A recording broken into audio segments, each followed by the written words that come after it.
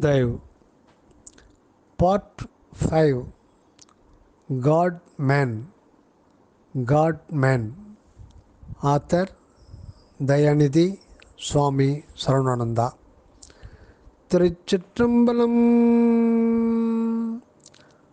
அருட்பெருஞ்சோதி அருட்பெருஞ்சோதி தனிப்பெரும் கருணை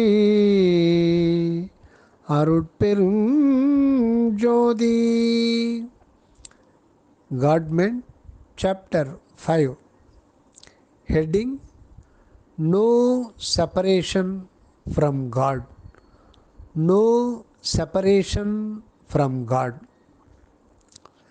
Without understanding that God alone has become the self of man, without understanding that God alone has become the self of man, general public prefers to be living in this world apart from God's world or heaven. It was thought that the divine world or the heaven was somewhere in the sky above. That was the ordinary layman's idea. But the opinion of the learned philosophical minded people was that the God's abode was in the inner plane of our soul knowledge. From the emotional mental plane of art, these respected people wanted to rise to the divine plane. So they, fixing their gaze on the head center, prayed God. Truly, their sight was directed towards the soul God in the headquarters. This upper sight was mistaken by outsiders, and they thought God's abode was in the sky above. Man is said to be a rational being. That is, he is endowed with the reasoning power to distinguish between right and wrong, good and bad, and true and untrue. The evolutionist regards the man as having only developed out of the animal life, and so he puts the man in the rank of rational animal. Anyhow, the difference between ordinary animal and the man is emphasized by the gift of the mental faculty to him. With the aid of this mind, man is expected to lead a wise life in this world. But this mind is a wonderful abstract object to make or mar the life of the people. The instinct of the animal life is naturally dragging the man out to enjoy more sensuous objects. Although there are no real pleasures in the external life, out of the carnal desire, man is often bent upon tasting more and more pleasures. Eventually, he comes to the decision that all the fleeting pleasures are not real, and therefore they are to be averted in order to get the bliss from the divine source. A real happy life is supposed to be obtained by leading a virtuous one, and that virtuous path is thought to be a religious one. But there were some other philosophical, yogic and scientific ways which are not easily followed up by the public. Therefore, the religious path was taken by many. In that path, devotion towards some deity or other was very important. To improve this devotional way, some codes and creeds were given out and strictly ordered to be followed. The follower of a particular religion must have a staunch belief in it. He must worship the deity to get all his inspiration and success from the Godhead. The idol worshippers were to get all the needs through that image of deity. Others who were forbidden the image worship must get all their divine aids from other sources of the divinity. This abstract form of the religious path is not a complete success to the general public who are only living on the physical side of senses. Subtle senses and spiritual knowledge are to be specially brought up in man, and then only he can have the perception of divine form of light in him. Therefore, ordinary people are unable to obtain great good from abstract religious rituals. Idolatry is explained as the worship of the image which is taken to be the source of some superhuman personality. So the idolatry is not a mere image worship alone. That idol is held to be a special form of God that has come to reside in it. From that form, the worshipper is expecting to be offered all the needs of his prayers. It is true, our Lord of Omni Grace is also omnipresent. Therefore, in the form of idol too, he is existing without any doubt. Therefore, if a man prays in the presence of an idol, he may get something good, but his worship must come out of ardent faith and a staunch belief, and then only this idol worship will be a successful one. But the success too is not of highest good, because the mind of worshippers is at the sensuous plan, and so all his prayers and demands are only shadowed by likes and dislikes, or desire and hatred. From this stage, he cannot know his real demand that is known to God only.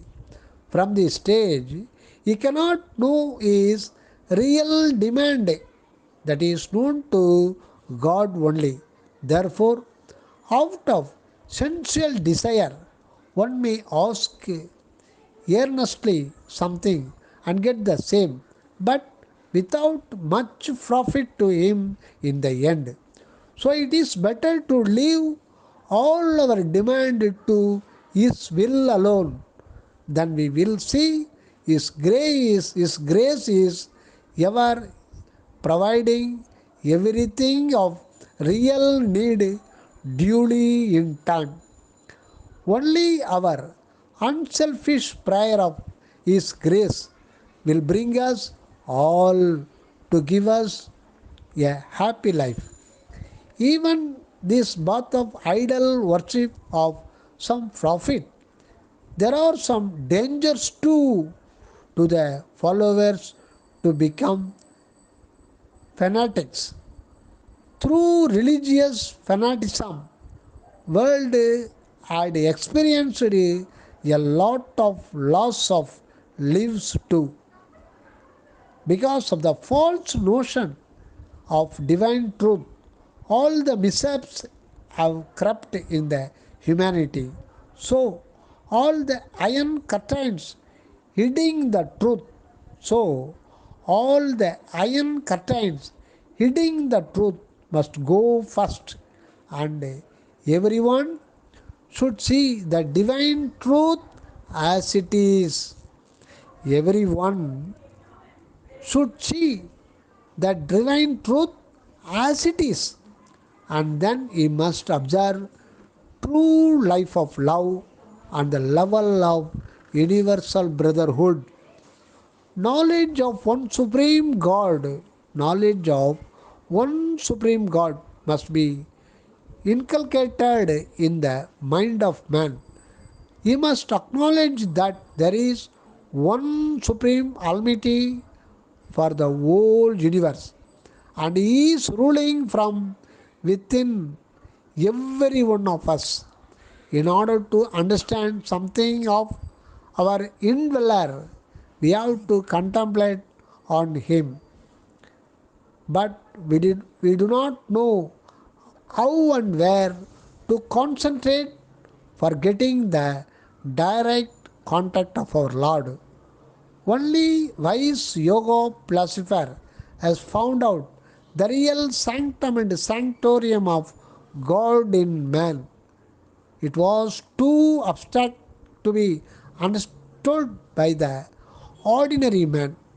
So they had to devise some easy methods for the public.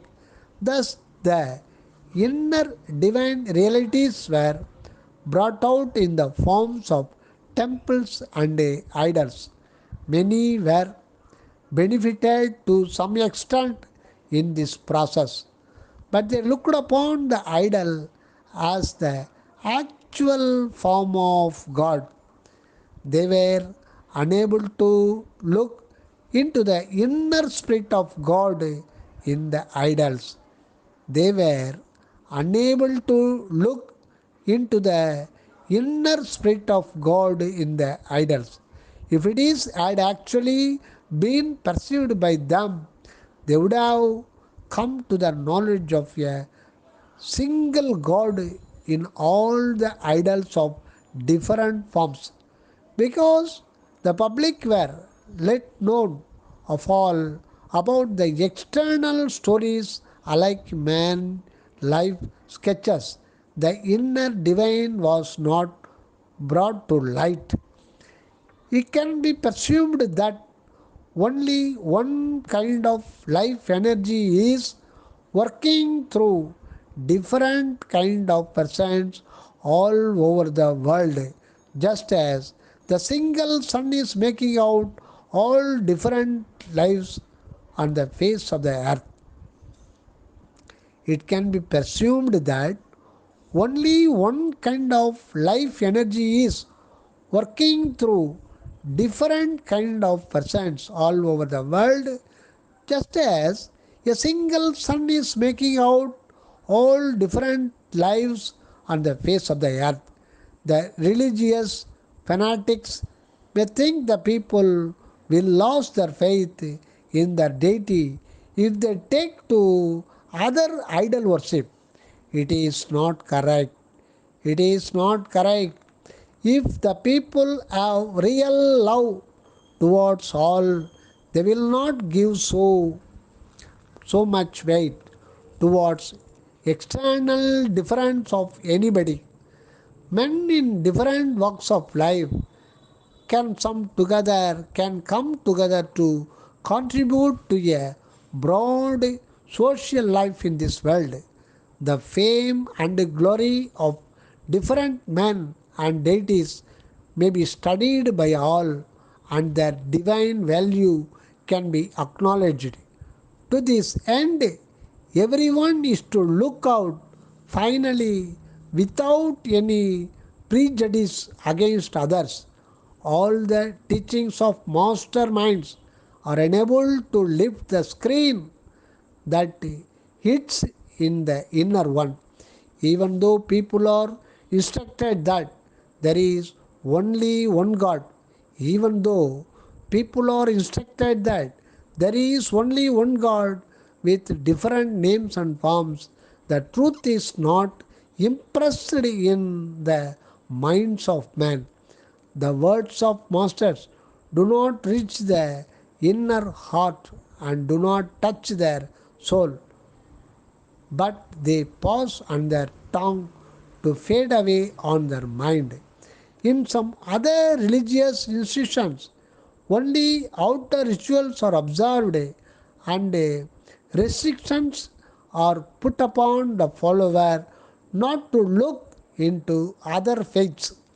All these bindings make these religionists not to develop their all embracing universal brotherhood. All these conditions should change. All these conditions should change.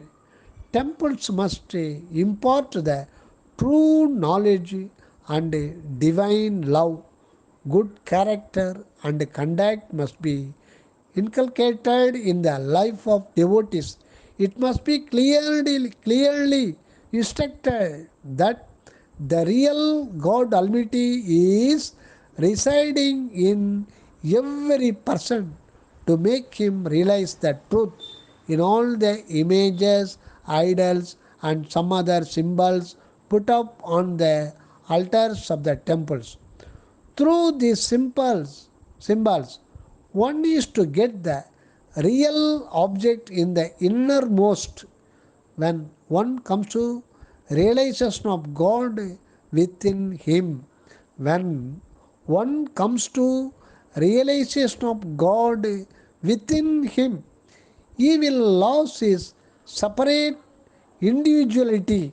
He will lose his separate individuality and becomes the oneness of him. This is the one truth to be known to all. This is the one truth to be known to all. When this is really understood, we in the Spirit of God are to live in love of all. Though we are naturally in oneness of Him, we do not seem to possess any divine attribute. This is because we are wedded to the physical sensuous life, and we do not live the divine life from within. Therefore, we have to detach from the outer. Therefore, we have to detach from the outer and attach to the inner, and from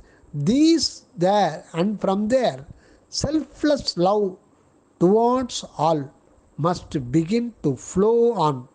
According to the commanding of our indweller, all things and persons approaching us must be enlightened. Enlightened. Knowing this is His will, we have to serve them willingly. In due course, we will be living in the Spirit of God. Thus, the man is to be transformed into the divine self. Thus, the man is to be transformed into the divine self. Upon this realization of divine life, we come to acknowledge that we are ever with Him. We are ever with Him. From the very beginning of the creation, God is existing in the form of a very small particle, but with the infinite power of omni grace. By His majestic divine attribute, He is fully residing with His wholeness in each and every smallest particle, filling the limitless expansive universe. That divine particle is called the soul. Hence, this soul particle is termed as the real eternal temple of our God. Hence, this soul particle is termed as the real eternal temple of our God.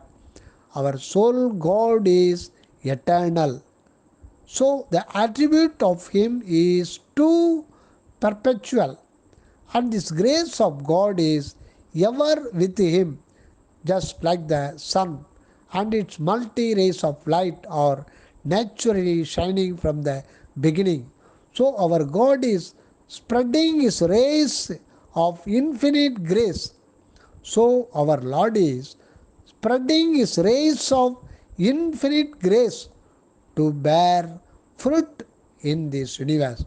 To bear fruit in this universe. He has ordered His grace to form this human life. He has ordered His grace to form this human life. So, in this life, that grace of Himself is realizing Him in this environment. So, in this life, that grace of Himself is realizing Him in this environment. Here we are nothing. Here we are nothing but that grace of Him. Hence, we are all His grace. Hence, we are all His grace. Indeed. So, whereas we were in the life of bodily attachment, we were unaware of our truth, and thus we were mistakenly thinking that we were in separation of God. As soon as we get upon the higher plane of divine grace, we really acknowledge that we are ever in oneness of our Lord. The thought of separation of man from God is only a delusion of the unripe mind of the man. Dayo. அருட்பெருஞ்சோதி அருட்பெருஞ்சோதி தனிப்பெரும் கருணை அருட்பெரும் ஜோதி.